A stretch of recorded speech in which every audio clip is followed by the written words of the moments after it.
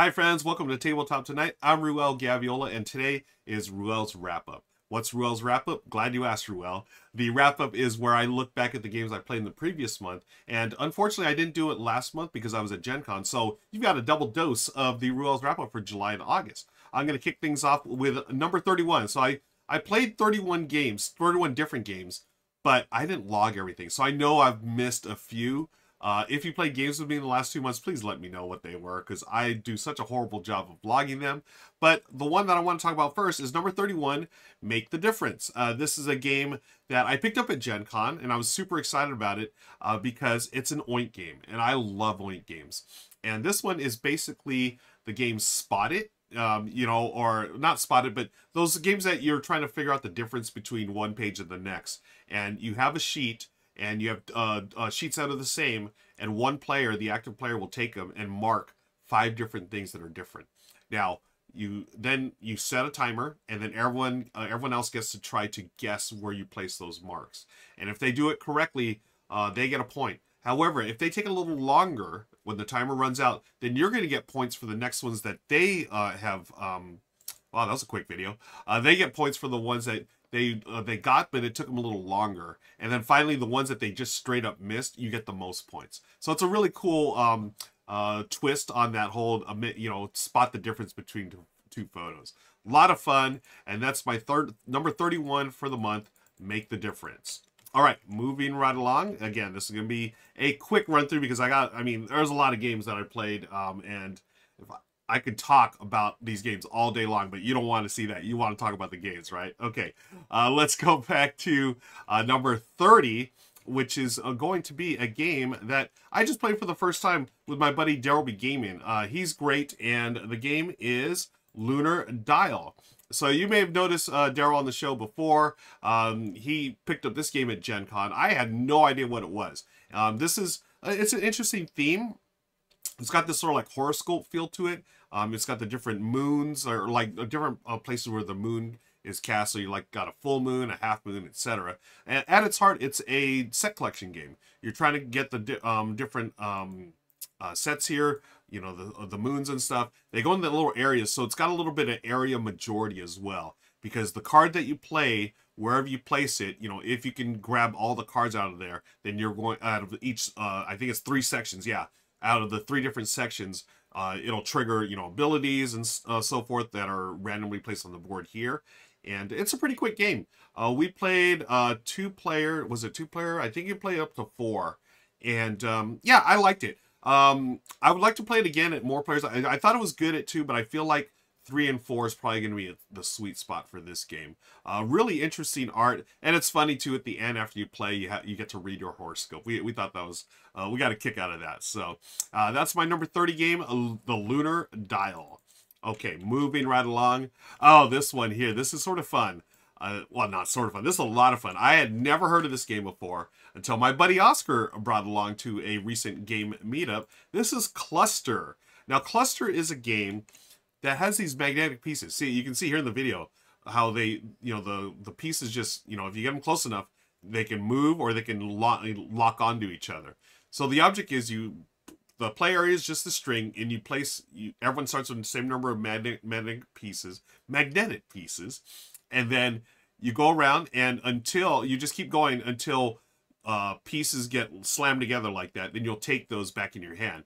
The object of this game is to get rid of all the magnetic stones first. It's really interesting. For a dexterity game, it takes like 5 minutes to play, and I can see this being a really great family weight game. I want to get a copy of this for my family, because I can see all of us just having a blast with this one. And as you can see, they're all magnetic, really simple mechanism, but it's clever. Those magnets, it's cool because, as you can see, once you start putting a bunch of these on there, there's like hardly any space left over. And those things are eventually going to run into each other. And that's when you go, now I've got to get rid of 2 more, 3 more, or whatever. Very, very clever game. That is number 29 of July and August, Kluster. A little shout out to Oscar as well for bringing that game. I'd never heard of it, so that was a real treat. Okay, number 28. This one was actually pretty hot at Gen Con last month. This is Wandering Towers. Now, I played this one with my buddy Daryl. he had picked up a copy at Gen Con, and we played the 2-player version. I liked it. I didn't love it. It's a really clever, almost not a rondel, but you're going around in circles here using the cards that you pick up. And what you're trying to do is drop your meeples into that tower. And that tower wanders around, right? Actually, all the towers wander around. And that's so clever. But we found out in the 2-player game, towards the end, it just sort of, I don't know, it lost something for me. I was pretty bummed about it because I liked it up until that point. Maybe we did something wrong. I don't know. There's powers in the middle that you can trigger. But as we went around, like I remember I got all my pieces in the middle, and you're supposed to get your pieces in, I mean, not in the middle, but into the main tower there. And you're also supposed to use all your spells or trigger them, or what was to charge them up. And I think I charged up 5 of mine or 4, whatever it was, until I had like 1 left. And that, it just seemed like I was just trying to do that and was like, excuse me. So maybe we did something wrong. So I've only played it the one time with Daryl, so I need to play that one again. But I thought it was a really cool, again, family weight game where you go around and you're just dropping the meeples and counting how many spaces you can go. The cards are really interesting because you have to do one or the other. I really liked it up until that very end. So I want to play this one again. I mean, it was hot at Gen Con, so maybe we just missed something about number 28, Wandering Towers. Okay, number 27. This is a game from one of my all-time favorite designers. Probably I should just say my all-time favorite designer, the good Dr. Reiner Knizia. This is Sunrise Lane. Again, another game that Daryl picked up at Gen Con. It was on, I swear, this thing was on nobody's radar. It was apparently an older game of Knizia's that was redone. Beautifully packaged. I mean, the pieces are great. It has really nice temple presence. It actually reminds me of a recent game called Rolling Heights. Now, it plays nothing like Rolling Heights. This is more of an abstract game. It's got area majority, and you're trying to line up your buildings to go, you know, in each line. Oh, this is just a little trailer. Okay, let me start this over. So you're trying to get them in a line, in a row, and depending on, you know, the numbers there, that you see the dice there, right? You can put these on there, and as they get higher, you get more points. This is another game I want to play at a higher player count. I thought 2 players, it wasn't, you know, like typical Reiner Knizia, there's a lot of tension in a very simple rule set. This one I felt didn't have as much as his other games, and I feel like this is going to be better at 3 or 4. There was no like 2-player variant or 2-player, you know, whatever. It felt like Daryl and I just sort of stayed on our sides of the board rather than like really, you know, get in each other's way. But again, it's Knizia. I love Knizia. I mean, not all his games are going to be hits, but I want to give this one another shot, just like Wandering Towers at a higher player count. Okay, that was number 27. Let's move on to number 26. This is a game that, again, Daryl and I just played. This was something I picked up from Gen Con, thanks to DeVere Games. It is number 26, Yokai Sketch. And, you know, it's funny, when I first heard of this game, I was thinking, oh, it must be a roll and write, because it's Yokai Sketch, right? No, it's not. It's a 2-player game of set collection, area majority, and just the back and forth of it reminds me of an older game called Pinata, where you're trying to go on one side of this board. It's either your side or your opponent's. And you're going to set cards trying to get to that exact number. You can see a 5, 7, 3, 6. When you have that many cards there, whoever has the most cards will take that card, the scoring card, add it to their tableau. You're painting these yokai. Very beautiful game, art by Vincent Dutray. I forget the designer's name, but we had fun with it. It was a lot of that, you know, push and pull of a 2-player game. And I like the twist of, you know, once you place the cards, if you have enough to grab that, if you have the majority. So that spot with 5s, if I had 4 of them, Daryl had 1, I would take the 5, and then, but my cards would be discarded. His 1 card would stay there. So whatever shows up next, he'll already have a head start on that. It's a nice little balancing act. And so you don't, each color has random cards. So you don't know what's under the 5, what's under the 7, what's under the 6. So really cool set collection game. And, you know, area majority, very good thing. Oh, designer is Ignacy Ferre. Folks on YouTube, if you're watching this, I do this live on Twitch, and thanks to our awesome viewing audience, they tell me all that I need to know. So thank you for that, Stacey Everdell. So yeah, look at that art. It's beautiful, right? So you're building that tableau. You are painting or sketching these, you know, spirits or whatever animals in the forest. Really, really a cool game. And I was talking about this when we live streamed it. I like how Devere is getting into these smaller box games because I love what Devere does, and the fact that they can do these smaller 15 to 30 minute games, I'm all for it. And I love that they're doing that. So Devere, we want to see more of that. I'm a big fan of that. Okay, so that's number 26. Let's move on to number 25. This is a game that I played with Michelle, our friends Linnaeus, and our friends Variant Hex. This is a game called, number 25 is So Clover. I had not played this game, and I had heard so much about it. And when I finally got to play it, I was like, oh, that's why it's so hyped. It's wonderful. It's a co-op game, sort of like in the vein of any good party game. It's co-op. You're trying to see what the main player, what were they thinking? Why did they write certain words for each combo there? You can usually figure out one of them pretty easily, but then, you know, because of the limitations of like, oh, I have to use this word here or there, then you start going, oh, why did they think about this way? Or did they just place the other three knowing they had those words, and the fourth one is this just a leftover? We really enjoyed it. Again, I can see why it was so popular, and it still is. A very wonderful party game, So Clover. All right, let's move right along to our number 24. Making pretty good times today, folks. Usually I'll just ramble on about these, but I'm trying to be better about that. Number 24 is a really cool, quick little card game, a trick-taking game by Tate Wu. He is a designer here in Southern California, and this game is called Fork. Fork is a, as I said, trick-taking game.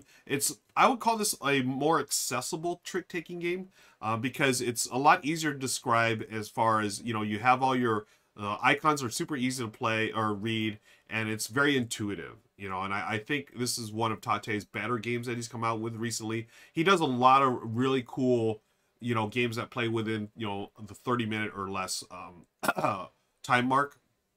And this one has wonderful art, and you're just playing these animals, and you also have kale. So it's Fork is F-O-R-K, fox, owl, rabbit, and kale. And that's the hierarchy. So, you know, foxes are the biggest one, then the owls, then the rabbit, then the kale. So you know, as you play them, you're gonna play them in order.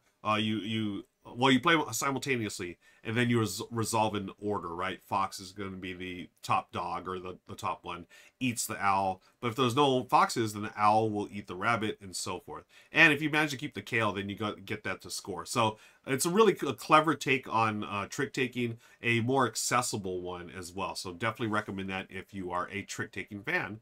That is Fork from Tate Wu and Sunrise Tornado Games. All right, another game that I got to play at Gen Con, actually right before Gen Con, I think. This is number 23, Criss Cross. Criss Cross is a roll and write game. I believe this is a Uwe Rosenberg game. Correct me if I'm wrong. Here is the dice. They just have these little symbols, and you're just placing them here. And as you line them up, you're going to get points based on how many line up in a row, or how many, I think it's per set. Oh, it's like poker scoring, right? You have like a full house, you have a 3 of a kind, pairs, and so forth. And you roll, you place them, everyone uses the same dice. It's very quick, and you go until it's all filled out, and you score. And what's really interesting, the real cool twist is, as you can see here in the video, the diagonal scores as well. So I think that's a really neat way to add a little spice to a pretty straightforward game. Really enjoy it, and I think I'm going to need to get a copy of this one. This is Criss Cross. Oh, by Rainer Knizia. Thank you, Stacey Everdo. Gosh, one of my favorite designer of all time, and I credited the wrong one. Knizia, again, takes simple rules and gives it a nice bit of strategy, you know, that, oh, I just love. Oh, it's Z Garcia's video. Thank you, Z, for the rundown of Criss Cross. So that was, hey, a Knizia game. That's 2 Knizia games so far on the list. Is there going to be another one? Hint, hint, there may be. All right, let's move on to number 22. Oh, I played this back in July, and actually played it a couple times in August as well. I was really impressed with this one. Number 22 is a game called Splito from 25th Century Games. This is basically, what is that game? Tale of Two Cities? No, Between Two Cities from Stonemaier. But using it in a way more streamlined form, just using these cards. You have cards with numbers on them. And then you have cards with goals on them. And in your hand, it's a drafting game. You have, I think you start with 13. You take one, place it face down. Everyone does the same thing. Reveal simultaneously, and then, or pick a side, left or right. You're going to build a hand on your right. You're going to build a hand on your left. You pass your cards to the left or right or whatever, and then you do it again. Draft one, place it left or right side. So as the game continues, you're building these two hands, and as you can see here, depending on what you have, this one says whoever has the most twos will get 3 points. Whoever has most this colored one or this pattern, you can get 3 points on that side. So it's a really cool way to do Between Two Cities, and way more accessible, I think, for new players. Between Two Cities, you know, it's got this really, you know, really nice tile lane mechanism to it, which is, of course, I love. But I think just straight up accessible, this is the way to do it, because it's really simple. It's like, who has the most twos, or who has the most fives, or who has the most of this color, or who has the most of this group of colors, or whatever. It works so well, and I really liked it. Actually, Bondsnader, and like, I think there was like a full 8 of us that played it the first time, and I was like, oh, this is really clever. And then I got to play with Linnaeus and Variant Hex. It was great. So, Splito, folks, number 22, thanks to Dan King for that video. Let's move on to our number 21. Oh, Dan King and Greg there. Very cool. 21 is, oh, this is a game that I played on the Rahdo Runs Through channel, or for the Rahdo Runs Through channel. I did a preview of this. This is Timelancers. Now, unfortunately, I was bummed about this. After we did the Timelancers run through, actually, Richard and I both did it. When he did 2-player, I did strictly the solo game, and unfortunately, it didn't fund. It was on its way to, or I think it funded, or it was on its way to funding, and they decided to pull the plug and redo some things, which I think was a good move. I really enjoyed this game because of the whole time travel aspect of it, right? Time travel done in this game was really clever, really smart, where, you know, you can go back and forth between, you know, this city, and then you go to the time machine, and you could go forward or back. And depending on where you go, it's going to give you more resources. You can gather victory points. You have your secret mission. You have public stuff.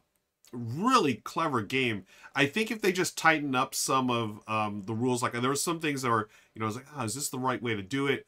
They tighten things up. They're going to be successful in the next go around. The art was cool. You know, sometimes games just get lost in the mix. I believe this game might have launched at the same time as some other big name Kickstarters or crowdfunding games, and you know, sometimes that takes the air out of wind out of your sails. So hopefully they'll find a better time to launch, and maybe, you know, tighten some of those things up, because I really enjoyed this one. That's number 21, Timelancers. Okay, moving on to number 20. Hey, this is a game I didn't even play on stream, but Michelle and I, thanks to our Discord community. And if you haven't joined the Discord community, folks, feel free to do so. Hit the links in the show notes below. This one we got on Amazon for cheap. And, you know, again, thanks to our Discord community for pointing it out. This is number 20, Lucky Numbers. The way I describe this, it's bingo for gamers. You have numbers that come out. You place them, trying to, I guess more like Sudoku as well. Trying to get them so they cover up the entire board. Oh, by the way, this is Chime Games. I want to thank them for letting me use their video here. As the numbers come out, you place them. They cannot be the same as another number, and they have to go in ascending order. So 3, 4, 5, 6, as you see there, left to right.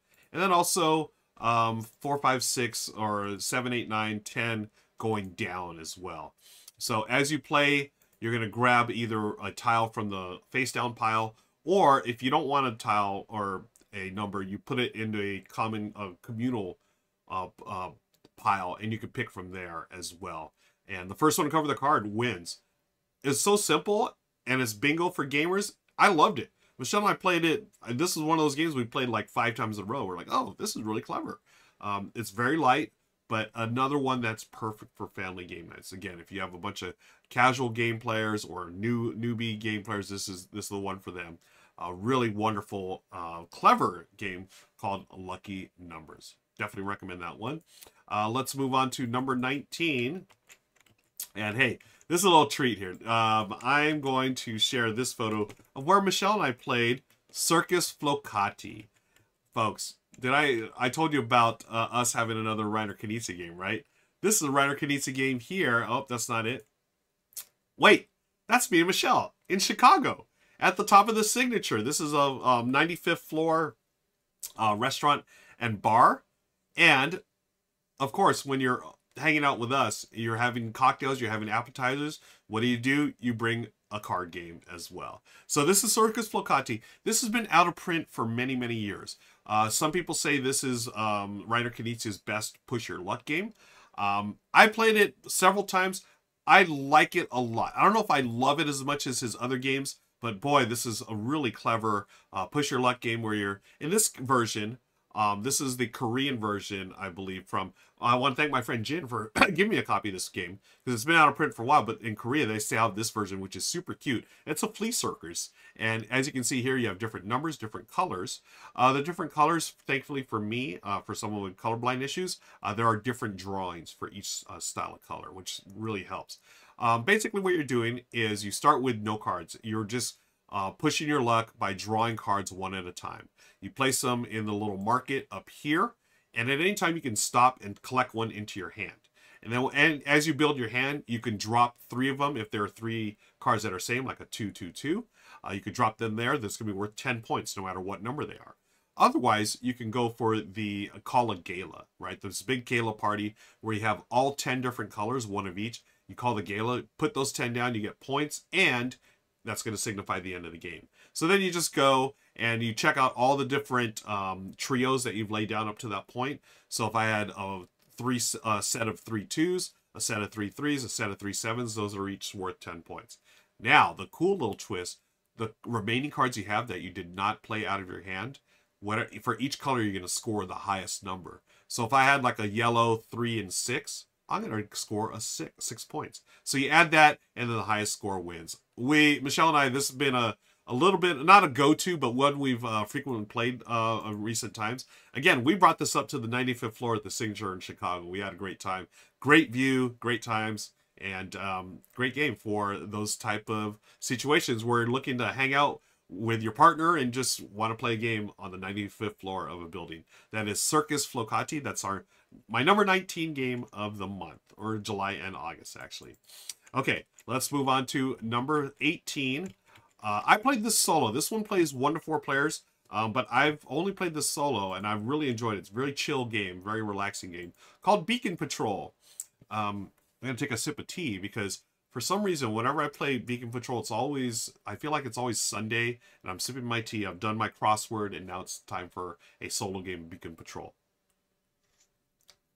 It's a tile-laying game in the tradition of Carcassonne, but it's different because you have a little boat that's floating around, and as you place a tile, that boat must go to that tile that you place. So the only way you can do is if there's some open water. So as you can see here, some of them have islands, some of them have beacons, some have buoys, and you have to line up the tiles so you have open water. Now, the interesting thing is each one has a certain orientation, so you can't just rotate them easily like in Carcassonne. No, you have to stick with that orientation. That's where the puzzly part comes in. Every turn you have extra movement that you can use with the movement tokens. So you're gonna sometimes move your ship around in order to find the open spot where you can put some water, and then your boat goes on there. At the end of the game, each tile that's been surrounded orthogonally will score. If it's an open water space, you get 1 point. If it's a beacon or a buoy, you get 2 points. If it's an island, you get 3 points, or landmass or whatever. I actually played recently with the expansions, which had piers and also give you discovery tiles. Definitely recommend those. Be sure to check out my run through on that here on the channel. But Beacon Patrol, very nice chill game. I still need to play it multiplayer, but I have a feeling I'm going to continue playing solo, because I think it's a very, very good game to relax with. Maybe like a 20-minute game solo. And I love tile laying, so it fits my wheelhouse. All right, let's go on to number 17. This one I played again around Gen Con time, right before Gen Con actually started. This one's called 3 Second Try.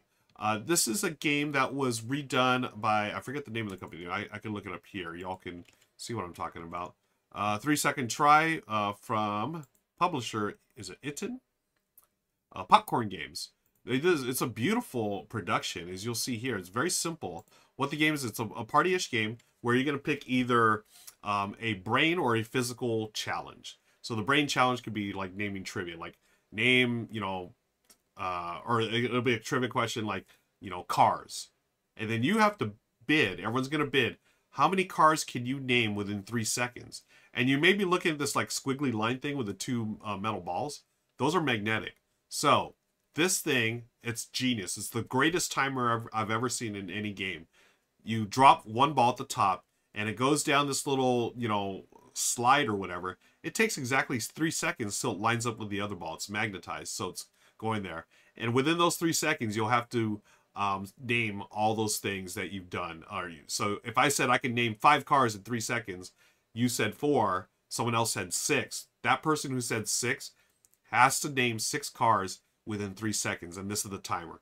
If they can do that, they take the card. The first one to 2 cards wins. Now, you can either pick a brain or a physical challenge. And this one was funny. When we played it, I think the physical challenge with Variant Hex, she said she could, the challenge was clapping over your head and below your chin. So 1, 2, 3. Like, how many can you do that in 3 seconds? I think she said some outrageous number like 7. We're like, oh my gosh, I bid like 2, you know, and everyone bid low. So she got to do the challenge, and we timed it, and she did it. So it was like 6 or 7. Oh, it was awesome. And it's one of those games that, you know, you have those big moments, the big cheers. So much fun. 3 second try, wonderful party game. And I want to thank Variant Hex for bringing that along, because we had a blast with that. Okay, moving on to number 16. Again, thank you for joining us, folks. This is my wrap-up of the games I played in July and August this year. Normally I do this just once a month, but because of Gen Con, I'm ramming 2 of them together. You get 2 for the price of 1 this time. Number 16, Daryl, my good friend Daryl and I played District Noir. This is thanks to our friends at Pandasaurus. They gave us a copy of this one. And what you're doing, this is sort of got that, it's another push your luck game with set collection. The theme, honestly, the theme doesn't really matter. It's got this it does have really cool art, sort of noirish art. So as you go along, you each have a hand of cards. You're going to place them face up in that market. And at a certain point, you're going to decide, oh, I want all those cards. And you take all those cards, but your opponent continues to go. This is a 2-player game. They continue to lay down cards. You still have to continue playing cards from your hand. The ones you collect is stay in your tableau. So some cards are majority. So if I have the most 6s, I'll score 6 points. If Daryl has the most 7s, he'll score 7. Some cards have straight up points, +3, +2. Others have -3, -2. And then the final way you can score is the sets of colors. So for like the 6, 7, 8s, you know, they have like some blue, red, green, or whatever. So if you have a complete set, you'll score more points. Now, there is one cool little twist where you can see here on Daryl's hand, he has one of these buildings here. You never know if all 3 buildings are in the deck, because after you shuffle, you're going to discard 3 of them. But if all 3 district buildings are in the deck and you play all 3 in your tableau, you just immediately win right there. The game is over.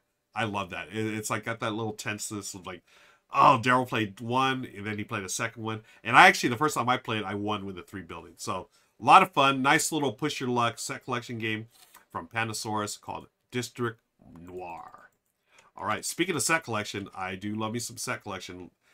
This is a game about food. And you know me, folks, I love games about food. And this is number 15 this month. Waffle Time. Michelle and I played this on our channel, Tabletop Tonight. You'll see here. Man, just looking at it, I get hungry. I love waffles. And this is a game about topping your waffles. You have fruit, you have butter, you have cream. And as you go along, it's got this little, almost like Tiny Towns feel to it, where you're trying to get these shapes. And you're placing the shapes based on this clever little mechanism where every turn, this grid up here at the top, you're going to place your marker somewhere along this grid to get 2 toppings. It could be syrup, it could be butter, it could be fruits, or cream, I mean, not butter. So as you get those 2, you're going to place them orthogonally adjacent on your waffle, and eventually you're going to, you're going to have these patterns filled where you want to fill, like, say, 3 blueberries together in a, in an L or whatever. And if you do, you're going to get syrup. So syrup, basically, you put the syrup on top of that. You can no longer put stuff on top. And at the end of the game, as you go along, if you have syrup on top of stuff, you're going to score extra points. You're going to get points based on these public objectives, which change every game. And then the standard points, you get a point for a fruit, you get a point for a syrup, and so forth. The first one to do each public objective gets a little pat of butter, which is extra points. And you go until your waffle is filled. So it's an equal number of turns. I think it's like 19 or something like that, or 16. Fun set collection game. Wonderful theme. Michelle and I, we literally were getting hungry when we played it. And so don't play this on an empty stomach is what I'm saying. All right, moving on. We've got 14 more games to go. And by the way, folks, if you're watching this on YouTube, I do a companion piece to this where we talk about the games that you played last month, in this case, July and August. So we do this live, and after I do my show here, I take a quick break, and then I record what you played. So be sure to click on the link below. You'll be able to see that and see what viewers have been playing. The number 14 game, though, moving on my list, I played Taj Mahal. Hey, guess what? Another Reiner Knizia game. I mean, something about Knizia in the air last month. Here's Paul Grogan's run through Taj Mahal. This is a area majority game, and boy, I really thought this one was sharp. You've got area majority, and it's got that perfect, like, very Knizian, like, you have cards, you want to play them all, but you can only play, certain ones because you're trying to line up your networks throughout India, right, to get the Taj Mahal. And as you go along here, oh man, I remember playing this, and it took me a few turns to really get the hang of it. But once you do, like other Knizia games, it plays pretty quickly. But like other Knizia games, I've been saying this every time, low rules overhead, but tons of strategy on this. This one, I feel like, I don't know why more people don't talk about it. It may be because I think it's out of print. It was being published by Z-Man Games. And I know that they stopped, the contract with Knizia ended. So I think that's why maybe more players don't talk about it. But I have a copy, and I want to thank Variant Hex for teaching this game, because now I know how to play it. And you see here, there's different areas here. You go in order, so it's like 1 through 12, I think. Is that it? So you're going to be lining them up, trying to get the most, your majorities on here, so you can put, little buildings. But those buildings are important because as you connect routes, the longer your route connects to more areas, you get more points. And so good. I gotta play this game again. We played it at 3. I thought it was great at 3. It does have a 2-player variant. I'm not sure how that works, but I want to get this one on the table because I'm pretty sure Michelle would like this. So that's my number 14, Taj Mahal. Okay, number 13. This was another one that was all the rage recently, is Sea, Salt, and Pepper. A game by, I believe it's Bombix. I don't know if it's Bombix or... Anyways, it is now being published by Pandasaurus because they're the ones that gifted me the copy. You can play it on BGA, which Mandy and Suzanne did on Salt and Sass. Love them. It's another game of set collection, but it's got the really cool twist is... well, first of all, look at that art. Isn't that beautiful? They use origami art, which I'd like to see more people use in their games. I think it's so gorgeous. Each card has different ways to score, whether it's like pairs or the most, or, you play certain ones that give you bonus points. But then almost every card has like a action to it as well. So as you collect cards in your hand, you're going to have points in your hand, but then you can also play certain pairs for actions. Very cool twist. Now I gotta say, I thought I would like this a lot more, and Michelle and I played with Amy and Maggie, and we liked it and didn't love it. But then I started playing it more on BGA, and now it's starting to click with me, and I really like it. I think it's clever. Again, a game that's pretty easy to figure out how to play it, but then how to play it well takes, for me at least, it took a few more plays to really figure this out. Okay, so that is Sea, Salt, and Paper. Again, highly recommend, and you can play it for free. Try it out first on BGA, and then it's smaller than I thought in real life, but it's very portable. So check that out for sure. That's my number 13, Sea, Salt, and Paper. Okay, moving right along, I am ranking all the games that I played in July and August. Number 12 is Cosmoctopus. Oh, the great inky one. Daryl and I played this as a paid preview from Lucky Duck Games. Thank you, Lucky Duck. This is the latest game from Henry Audubon. He's the designer of Parks and Trails, 2 wonderful family weight games. And here, Henry has taken family weight and added a little more. So this is a Gateway Plus game. It's an engine building game. Tile movement. This is variable setup here, so the tiles can be different, and you have different colors here that you're going to try to collect. Each one has different abilities, so you're going to build an engine. So some will give you more resources to do stuff. Others give you immediate actions. Others let you play a second card on your turn. And so others get you those oh so elusive tentacles. It's a race to get 8 tentacles for Cosmoctopus to call them out of the inky realms and get them to come and, you know, do your bidding or whatever. It's a fun little take on the whole Arkham Horror thing, or Cthulhu, which isn't my favorite theme, but the fact that Henry did this game that is Gateway Plus, and like all his designs, it's very smooth and very everything just makes sense, and I appreciate that. And that's why it's my number 12 game that I played this month. Of the 31 I played in the last 2 months, actually. And as I noted at the start of the show, it may not have been 31. It's more than 31 because someone, that would be me, didn't do a very good job of logging his games over the last 2 months. And I say it's because of Gen Con. All right, moving right along, number 11. Hey, this one was a fun game that I played actually back at PAX U, thanks to Linnaeus, but got to play again at Gen Con and played a few times. This is the game Quick and Easy. This is the game, but done in a very compressed package. Rather than 100 cards, you have 10. Same concept, you're trying to go up or down, ascending or descending, depending on which side you can play. And it's a cooperative game. You try to get all your cards played out. If you do, you win. Always had great moments with this. During the Gen Con playthroughs, we got oh so close, but didn't make it. So on your turn, you just play a card going up or down, and then the next player has to play a card either higher or lower, depending on the order there. If you play, I think it's, if you play the same one or the same color, then you can like sort of reset. Or you can play, yeah, you can reset, I think, or go the other opposite way. I forget. It's been a while. I mean, it's been a whole month. I need, but this game is so it's so quick and easy. If you like the game but don't want to go through all 100 cards or whatever, this is the one for you. I liked it, and you know they had this really killer deal going on too at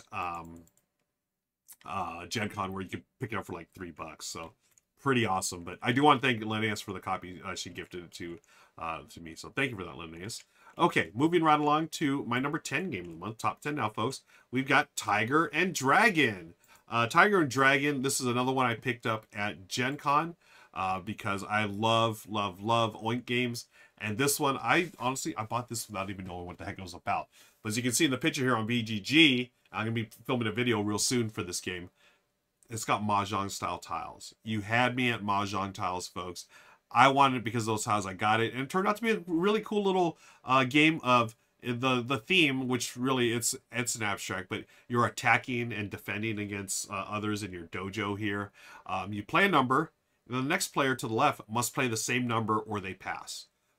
You don't have to play it. You maybe want to hold off on a number for strategic reasons, but if you pass and it goes all the way back around to you, then you get to play a second number face down, then you get to do another attack.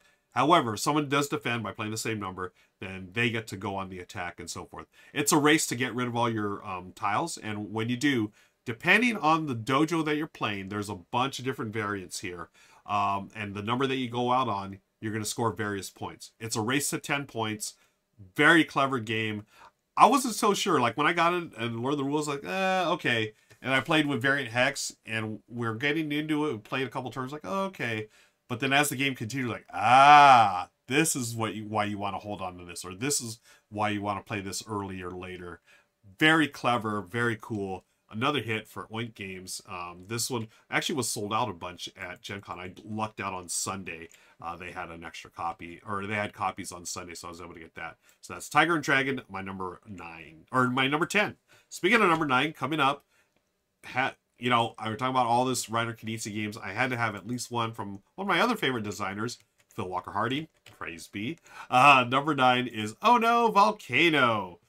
This is an instant hit with me and Michelle, of course. We love Phil Walker Hardy games, and you know what? You had me at Plinko meets Fireball Island. Basically, what you're doing is going up the mountain. You pick a card, climb a card, you move that number of spots, and then at the same time, that card has a fireball number. And there goes Michelle dropping a fireball, and we've just lost a couple of climbers. So as the climbers get knocked off, you're going to get gear cards, which is sort of like a makeup. Those are stronger cards that give you more movement. And they also, other cards give you the ability to get a boulder. You can see there, I moved my piece next to a boulder. Those boulders can shield you from the impending doom of the fireballs. And as you go to different spots, you can get different gems. It's just a race to get all the gems. And when you do, you win the game. Another clever family weight game from one of our favorite designers, Phil Walker Harding. As we say here and elsewhere on the internet, especially the Brothers North channel, praise be. All right, number 8.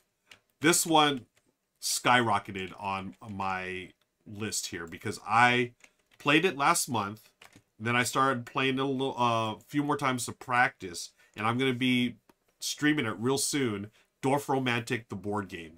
This was the winner of the Spiel this year, and at first I was like, okay, this is cool, but once you start diving into it, it's like, okay, this is excellent. An excellent tile laying game, family weight.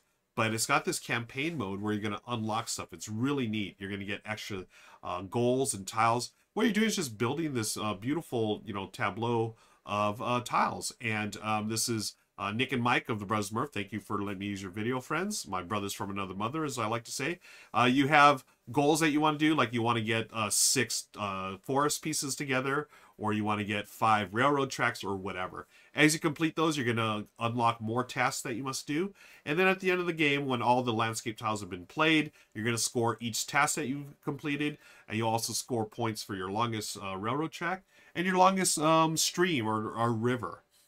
Very, very clever. Again, Carcassonne-like, but I would say better than Carcassonne because it's just more, I don't know, it's just a friendlier, more chill version. And just like the video game that's based on, I get very relaxed. So I had 2 very relaxing tile laying games this month, Beacon Patrol and Dorfromantik. And Dorfromantik has really climbed up in my rankings since I've been playing. So shout out to Nick and Mike. And there it is, my number 8, Dorfromantik. I'm going to take a sip of tea. If you're watching on YouTube, hey, take a sip of tea or your beverage of choice with me.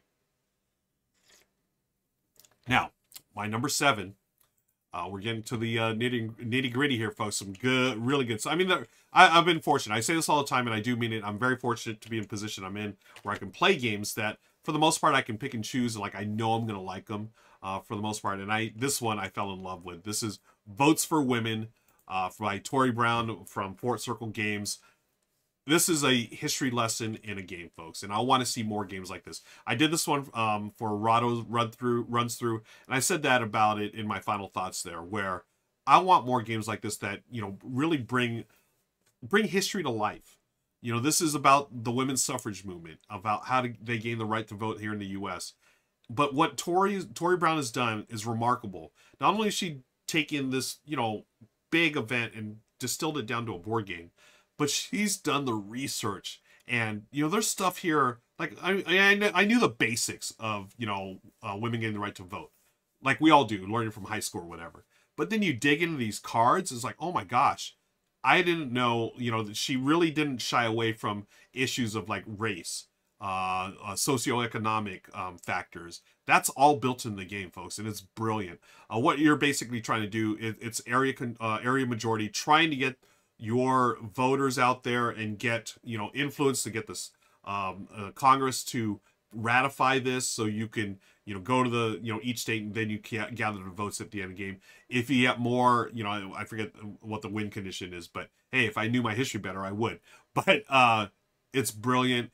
It's a history lesson in the box. I highly, highly recommend it.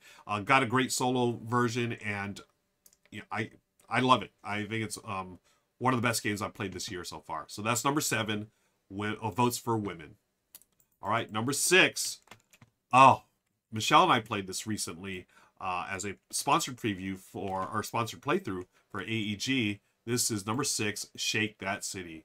Or as we go, there's Mookie, by the way. Mookie hung out with us that day we were playing. But Shake That City, it's got that really cool box where you're shaking the cubes up, the cube shaker box. Where's that thing? Come on, I got to show it at least once. There it is. You shake the cubes, and then you press a little button, and the cubes show up there. And you're going to have to place your tiles depending on what color they are in that shape. So the active player takes a green, you have to put the greens the way they are.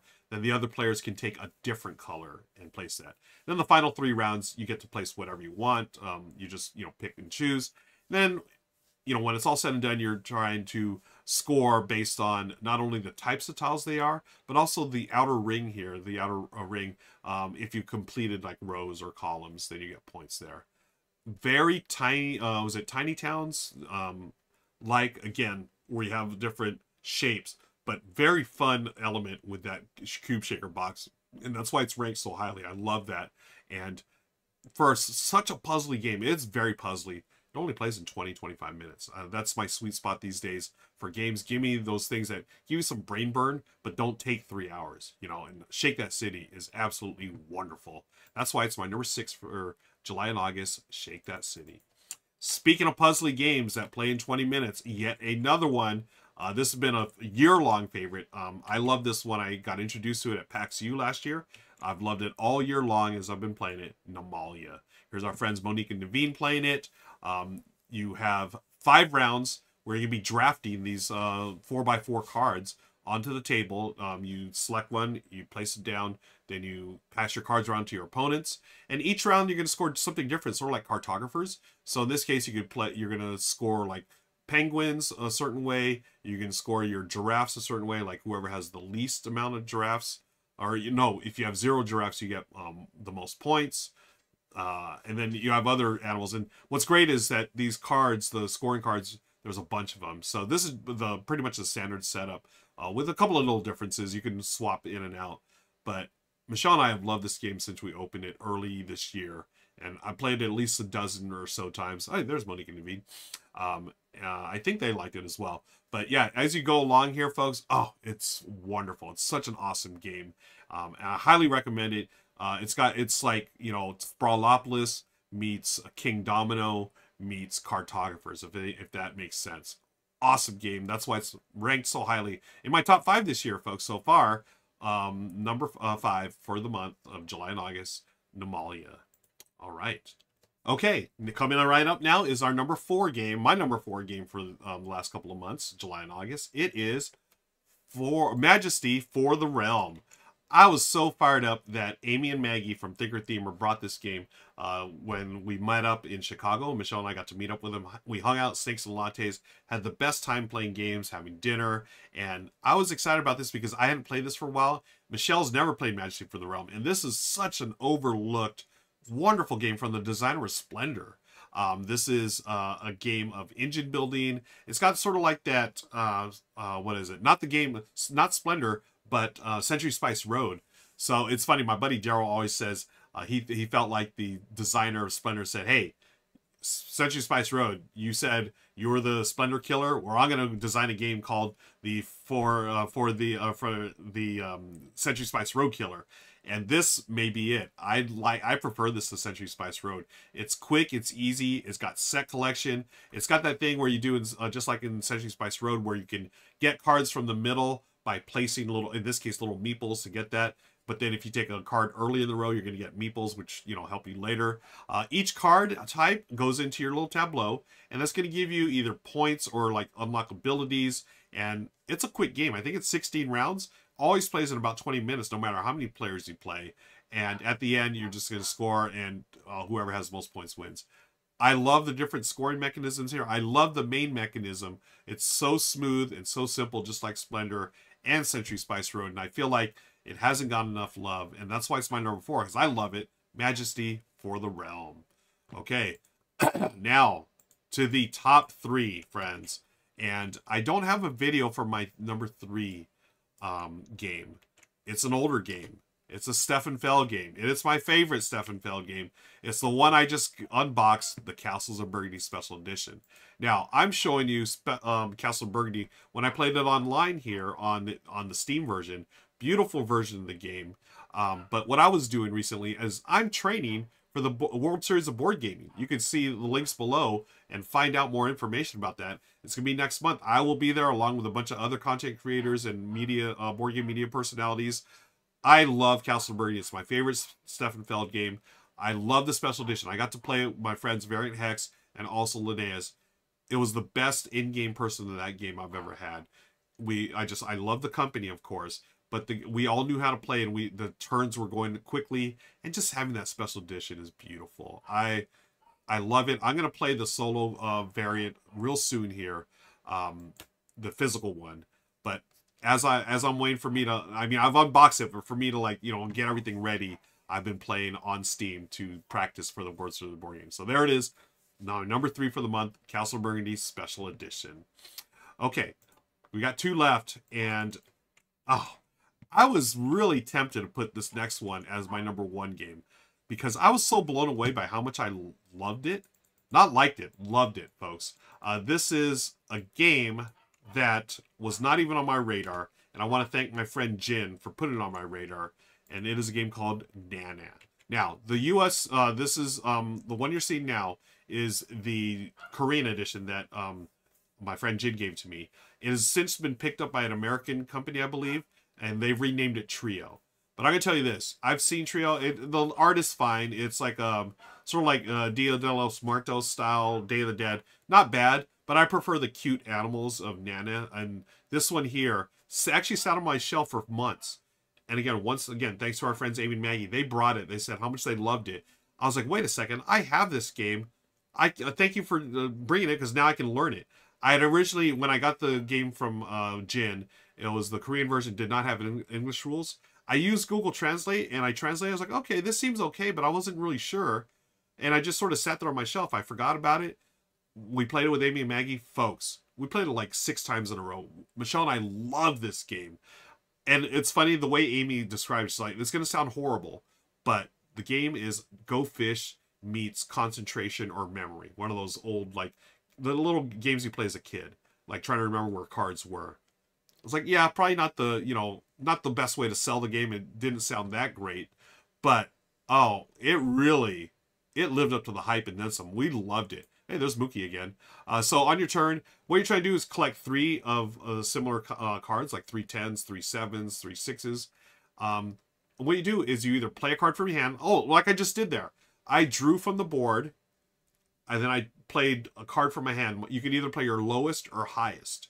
And if they match all 3, then you've collected a set of 3s. You're 1 step closer to victory. You can win 1 of 3 ways. The most common way is to have 3 sets of 3.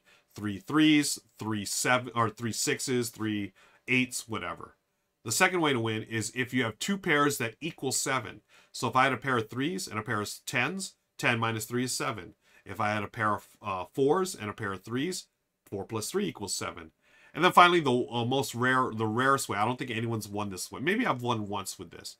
If you can play a set of 7s, 3 7s, you automatically win. Because that's the hardest one to get to because it's in the middle. Because once again, you can only play the highest card or lowest card in your hand.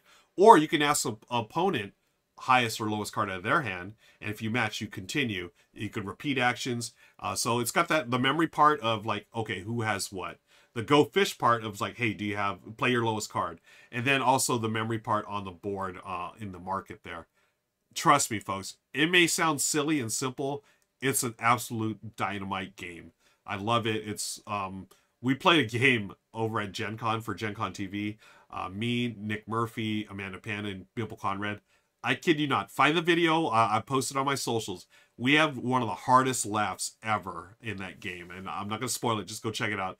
It is hilarious. I loved it so much. It's such a great game. So we call it Nana, but the name now in BGG is Trio. That's my number 2. So what was better than that, Ruel, you may ask? And I say, Ruel, there's one game that outshines them all. It is on the very near top, if not the top of my Game of the Year so far list of 2023. It's a game, got all the hype at Gen Con, called Sky Team. It lived up to the hype and then some. Here's the video that Richard and I did on the Ronald Runs Through channel. Friends, this is a cooperative game, 2-player cooperative game of dice placement. It is so thematic. It is perfect in theme. You and your partner are co-pilot and pilot of a plane trying to land safely. You're gonna talk strategy first. You're gonna roll your dice, put them behind a screen so you can't see. And then, without talking, you're gonna place dice one at a time. And that's your control board. You're going to control the speed of your plane. You're going to have to get the landing gear down. You're going to have to set your flaps. You're going to set your speed with your engine. You're going to, make sure you're level, Oh, it's so wonderful. It's so good because when you place a die, you're going to hope that your partner knows exactly what you're trying to do. Oh, Richard put a 3 here. Does he want me to put a 4 or 5 or whatever here to add up to that? Or, there's other places you can do that. You can see there on the track. As you get to the airport, there are planes in the way. You need to call in ground control. And your co-pilot has 2 spots you can do it at. You have your 1 spot you can do it. You got to clear those planes. You have coffee to help you concentrate. The concentration tokens allow you to manipulate the dice. Oh, in this case, we also had to worry about the fuel consumption and also our banking, the tailwinds. There's so many different airports in this game. The tutorial's great, and the different airports can be harder, more difficult. You had different modules. This has most of the modules here. You also have special abilities that you can use. Daryl and I played a game with an intern that you have to train. I love this game from the minute I played it. I saw the demo. I was like, ooh, this is going to be a good one. I want to thank Scorpion Masqué or Hachette for hooking me up with one of the demo copies at the Gen Con. This thing sold out within an hour every day. They had their allotment sell out every day of the con. And on the Sunday, I was like, is there any way I can get a review copy? It's like, no, we don't have any available, but you can take one of the demo copies. Like, oh, thank you. So, I highly recommend this game. I cannot recommend it highly enough. Right now, it's my game of the year, and that is Sky Team, folks. Man, I mean, I love Sky Team so much that I've been playing it solo. There's no official solo variant, but someone on BGG said, hey, you know what you could do is just roll all your dice and then place them all at once, and then you roll the second player's dice, and then you have to try to puzzle out how to do it. It's an okay solo variant, but that's how much I love it. I'm playing a subpar solo variant. Hopefully someone creates one because I feel like it can be done. But anyways, those are the games I played in July and August. Thank you so much for tuning in. Be sure to hit that like and subscribe button for more videos here on the channel. And be sure to check the description below for the companion piece that I do, what you played in July and August. That's a separate video. I do that live on Twitch with my studio audience or my Twitch audience. Got some good friends in there and a lot of great people that play a ton of games, and we're going to talk about that next. So be sure to hit that button there. And until next time, I'll see you later. Bye, friends.